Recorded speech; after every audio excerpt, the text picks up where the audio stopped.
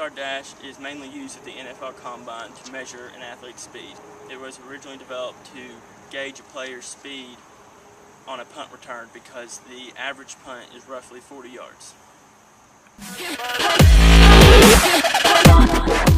The purpose of the 40-yard dash is to determine acceleration and is also a reliable indicator of speed, agility, and quickness. The 40-yard dash is an easily measurable test because all you need is some cones, a stopwatch, and a friend. The cones are to measure distance, the stopwatch is to measure time, and a friend is to operate the stopwatch. Reliability can be improved by using timing gates instead of a stopwatch to record times, performing the test in good weather conditions. Wind and other weather can have a negative effect on scores, and also using an experienced tester who knows how to correctly set up and administer the test.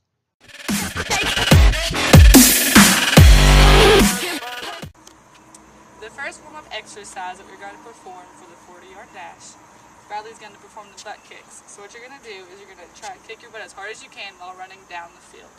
This exercise helps your hamstrings loosen up, your quadriceps, your glutes, your hip flexors, all muscles that are used during the 40-yard dash. The next warm-up exercise Bradley's going to do is high knees. So what he's going to do is he's going to bring his knees to his chest as high as he can while running down the field.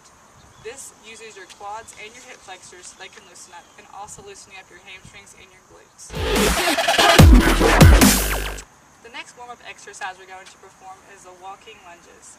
So what Bradley's going to do is he's going to perform a regular lunge and make sure that your knee does not come over your foot, and you're going to alternate legs going down the field, just like so.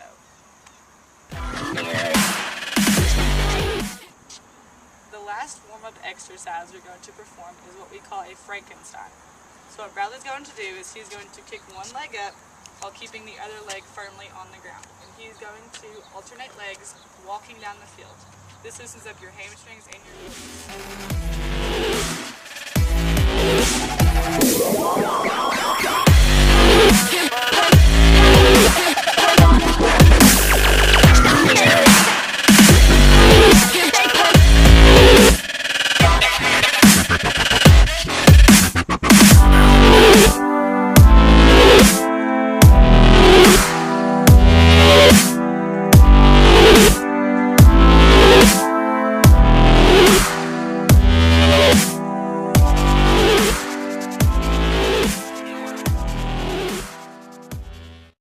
Generally, right-handers start with their left foot forward and right hand as the contact point with the ground. The opposite arm is raised behind the midline of the body with the palm of the hand near the hip. The upright stance is not as popular to use while professionally measuring the test. The only difference in this stance is that the hand isn't used as a contact point on the ground. To perform the 40-yard dash, you first start by setting up your cones 40 yards apart.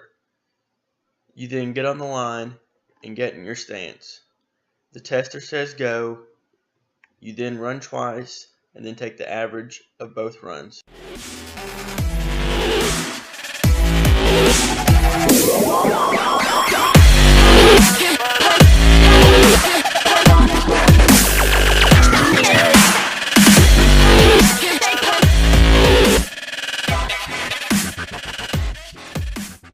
Cooldown is done after an intense activity to allow the body to gradually transition to a resting state.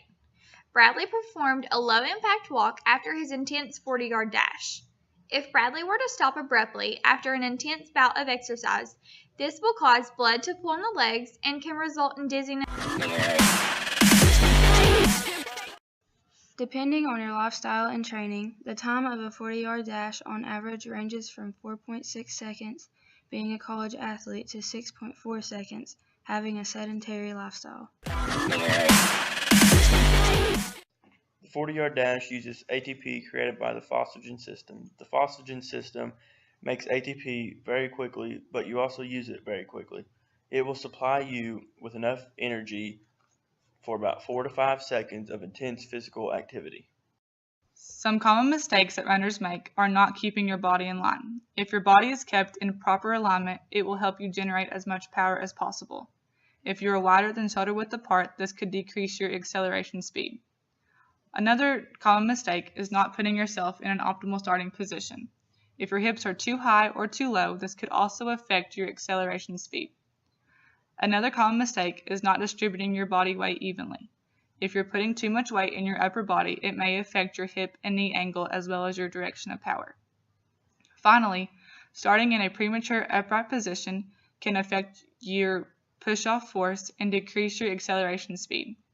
You should not be in the upright position until you get to your maximum velocity phase. That wouldn't be reached at the beginning of the sprint.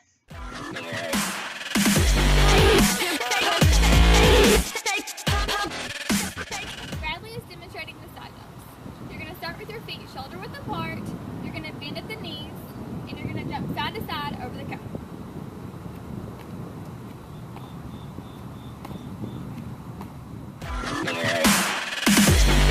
Bradley is going to perform a squat jump. He's going to start in the squat position where his knee does not go over his toe, and then he's going to jump up and engage his core.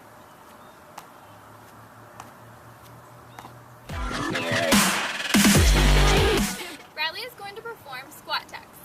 He's going to start in the same position as he did in the squat jumps, but he's going to explode at the top and tuck his knees.